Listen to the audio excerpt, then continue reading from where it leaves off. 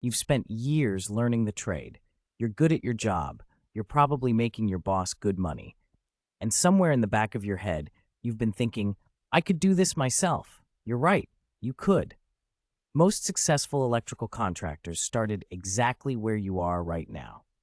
Today, I'm going to walk you through exactly how to do it, from zero to your own company, with real, actionable steps.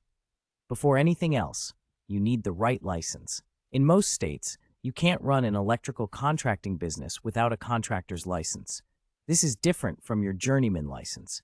In California, for example, you need a C10 electrical contractor license from the CSLB. Requirements typically include 4 years of journey-level experience, passing a law and business exam plus a trade exam, and having someone with good credit in the business to satisfy the bond requirement.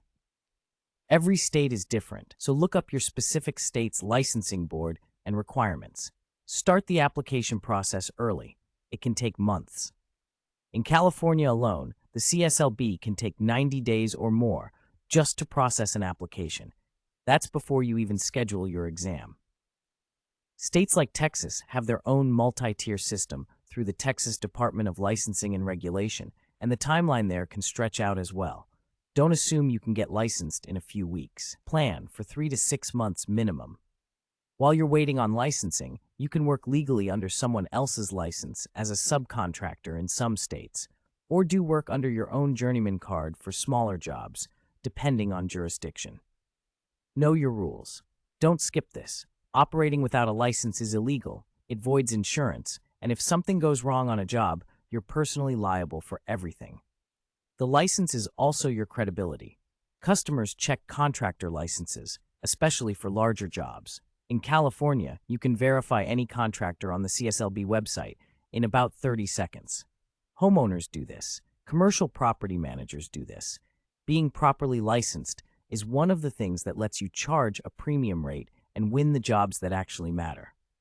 Also, if you don't already have your journeyman card, get it. Some states allow direct contractor licensing with documented experience, but most want to see a journeyman license first. Having your journeyman card also protects you if you ever want to step back into the workforce. Your options stay open. Once you have or are pursuing your license, set up your business entity. Most electrical contractors go with an LLC. It protects your personal assets from business liability, and it's simple to set up. Steps 1. Choose your business name. Check your state's database for conflicts. 2. Register your LLC with your state's Secretary of State, usually 50 to 150. 3. Get your EIN from the IRS, free, takes 5 minutes online. 4. Open a business bank account, separate from personal, always 5. Get a contractor's bond and general liability insurance. This is non-negotiable. 6. Get workers' comp insurance if you plan to hire employees. Insurance is not optional. General liability for an electrical contractor typically runs $1,000 to $3,000 a year, depending on your state and revenue. Workers' comp adds more. Build this into your pricing from day one. A note on the separate bank account. This is one of those things that seems like a formality, but matters enormously. Mixing personal and business finances leads to tax headaches, makes your financials impossible to read, and can create legal liability problems. Open a separate account immediately. Use it exclusively for business, and pay yourself a regular transfer to personal. One more thing on the legal setup. Get an accountant lined up from the start. A good CPA who understands small trade businesses is worth every dollar. Self-employment tax alone, 15.3% on top of your income tax, surprises a lot of new contractors. An accountant helps you tee up quarterly estimated payments so you're not hit with a massive bill in April. They'll also help you identify legitimate deductions: truck, tools, home office, training, licensing fees. New contractors who fly blind on taxes often end up in a hole by the end of year 1. Don't be that guy. Before you start quoting jobs, get your systems in place. You don't need to spend thousands on fancy software. Here's the basic stack. Estimates and invoicing. Jobber, House Call Pro, or Service Titan are built for trades businesses. They let you quote, invoice, and manage jobs in one place. Some offer free trials. Jobber starts around $49 a month and is a solid choice for a one-man shop. It handles estimates, jobs, and invoicing in one place and has a mobile app that's genuinely useful in the field. Payment collection. Stripe or Square. Make it easy for customers to pay by card. Don't be that contractor who only takes check. Customers who can pay on their phone immediately after job completion pay faster, and don't forget. Phone system. Use a separate business number. Google Voice is free. A professional voicemail greeting matters. When someone calls your business line and hears a professional greeting with your company name and a promise to call back within 1 hour, that's your first impression. Make it count. Simple website. Even a basic one-page site with your services, service area, and phone number gives you credibility. Use Squarespace or WordPress with a simple template.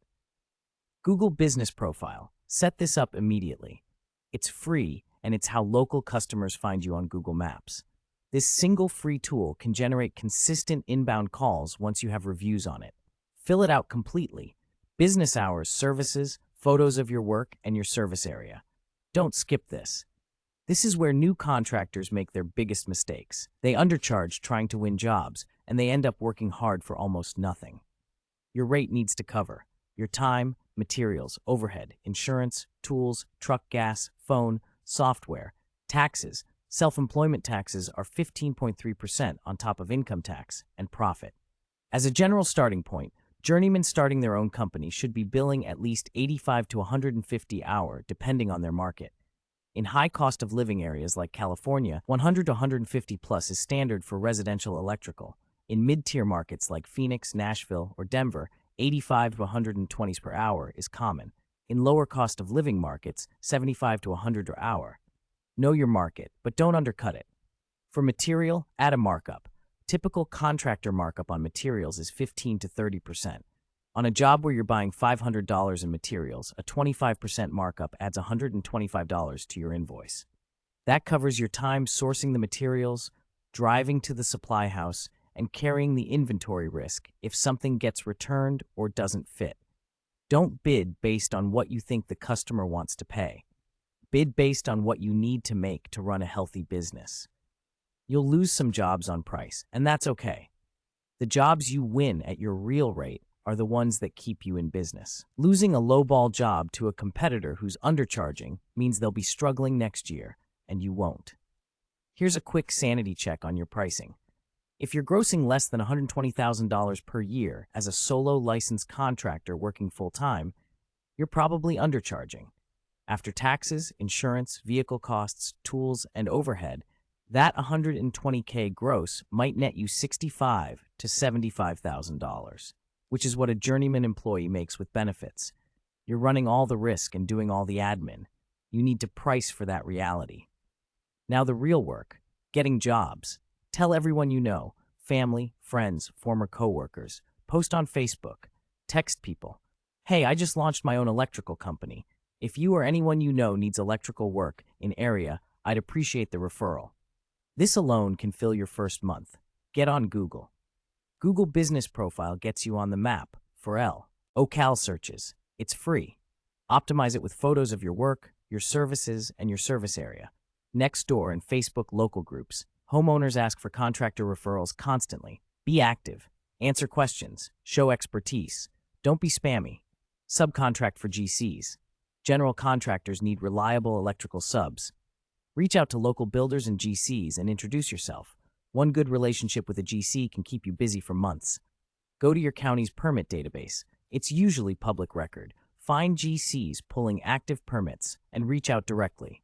I saw you're working on the XYZ project on Main Street. I'm a local electrical contractor. Would love to get on your sub list. Simple, direct, effective. Do good work and ask for reviews. Every satisfied customer is a potential Google review. Ask directly, if you were happy with the work, would you mind leaving me a Google review? It really helps my business. Most people will. A business with 50 five-star reviews on Google gets more calls than a business with 5 reviews, period. Make asking for reviews a habit after every completed job. After 90 days of consistent asking, you'll have more reviews than most competitors who've been in business for years. The first 90 days of your electrical business will be some of the hardest and most rewarding of your professional life. Here's what that period actually looks like, so you can walk in prepared. Month 1 is about foundations. Your license paperwork is moving, your LLC is set up, your insurance is bound, your bank account is open. You're posting everywhere, telling everyone, hustling to get that first paying job. Expect revenue to be low, maybe $2,000 to $5,000 for the whole month if you're starting from scratch. That's okay. You're building. Every job you do in month 1 is marketing material. Take photos, document the before and after. Get a review. You're building the proof that you do good work, and that proof compounds over time. Month 2 is about building momentum. The leads start to feel less scattered. You're getting a few calls from the Google business profile you set up. A neighbor referred you to a friend. You're starting to get a sense of what your typical customer looks like and what work you're best positioned to do. Revenue might be $4,000 to $8,000, depending on how hard you hustled in month 1. Pay attention to where jobs are coming from. Track it in a simple spreadsheet. This data tells you which marketing channels are actually working for your specific market. Month 3 is make or break for a lot of contractors. The initial hustle energy of starting something new can fade. The 3 a.m. worries about cash flow become real. Some guys slow down on marketing exactly when they need to double down. Don't be that person. Marketing when you're busy builds the pipeline for when you're not. The electricians who make it through month 3 with consistent marketing habits almost always make it. By month 3, if you've priced correctly, marketed consistently, and done excellent work, you should be starting to see regular referrals. A referral is the best possible signal. It means someone liked your work enough to stake their relationship on recommending you. Treat every referral customer like gold. Most electricians who go solo don't plan to stay solo. Here's how to think about your first hire. The trigger. You're consistently turning down work, not occasionally. If you're saying no to 2 or 3 jobs a week because you're booked, you're losing revenue that could be funding a payroll. Before you hire, get your cash flow stable. You need to be able to make payroll regardless of whether clients pay on time. A business line of credit helps. 3 to 4 months of operating expenses in the bank is better. Where to find your first electrician? Referrals from people you've worked with. Trade school placement offices. IBEW halls if you're in a union market. Indeed and Craigslist still work for raids. What to pay? Be competitive for your market. Look up what journeyman electricians are earning in your area and pay at or above that rate. You'll lose good people if you underpay, and the cost of turnover, training, lost productivity, morale damage is higher than the payroll savings. What to expect in the first month with an employee? Things will feel inefficient. You'll be redoing things, explaining things, checking things. This is normal. It's investment in building a team member who can eventually run jobs independently. Give it 60 to 90 days before judging the hire. The payoff, a qualified electrician you can send to jobs without being there, is leverage. It multiplies your capacity without multiplying your hours. That's the beginning of building something bigger than yourself. Starting your own electrical business is one of the best moves a skilled electrician can make. The income potential, the freedom, and the satisfaction of building something for yourself, it's worth the risk and the work. It won't be easy in the first 6 months. Cash flow will be tight. There will be slow weeks and stressful weeks. But if you do it right, get licensed, get legal, price correctly, and market consistently, you can build something real. Most electrical contractors who fail in the first year do so for one of 3 reasons.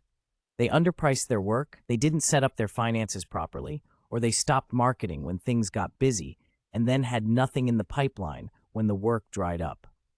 Avoid those 3 mistakes, and you're already ahead of the curve. The trade is one of the best paying, most recession-resistant career paths available. The licensed electrician who runs their own business can build genuine wealth, not just a good income, but a business with real value and real options. That's what's available to you if you're willing to do the work to get there. Subscribe for more content on running a trades business. And drop a comment. Are you thinking about going out on your own? Where are you in the process? Let's talk.